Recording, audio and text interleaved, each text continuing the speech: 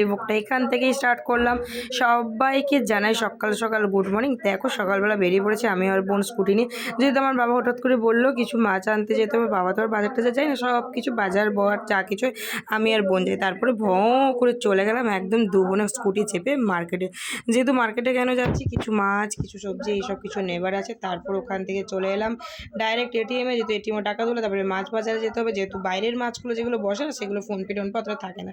দেখো কী কী মাছ নিয়েছে সে তো তোমাদের দেখাবো। অনেক বড় আমাদের কলোনি বাজারে মাছ মার্কেট। তারপরে তোমাদেরকে দেখিয়ে দিলাম কাঁকড়া। উফ, কাঁকড়া যে আমার কী প্রিয় কী প্রিয় তোমাদেরকে বলে বোঝাতে পারবো না বন্ধুরা। মানে আমার লাইফের সেরা খাবার যদি হয় সেটা হচ্ছে কাঁকড়া। আমি কাঁকড়া দেখলে আর মাছ মাংস চিকেন কিচ্ছু চাই না, সত্যি খুব ভালো লাগে।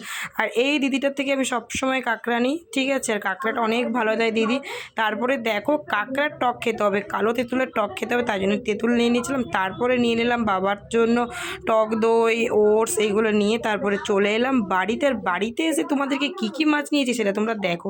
এই দেখো এটা ছিল নদীর পাঁচমেশালি মাছ, ঠিক আছে, চিংড়ি মাছ, আরও অনেক ছোটো ছোটো সব মাছ ছিল। তারপরে ছিল টক লেবু নিয়েছিলাম, এদিকে ছিল পটল মাছ, দু রকম চিংড়ি মাছ ছিল। তারপরে ছিল এইদিকে ছিল তারই মাছ। দেখো তারই মাছটা কত সুন্দর, এইটা আমার খুব পছন্দের তারই মাছ।